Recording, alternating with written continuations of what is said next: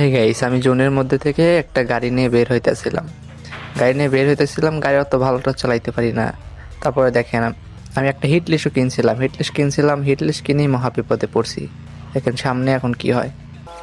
आइए देखते हैं बैठचंद मजा आएगा। গাড়ি চালাইতে চালাইতে জোনের বাইরে চলে আসলাম, সামনে পেয়ে গেছে একটা এনিমি। এখন এটা রাশ দিয়ে দিব। হ্যাঁ, 80 ড্যামেজ কিল চুরি করে নিছে। ওই দেখেন, ওই শির পিছে একটা এনিমি।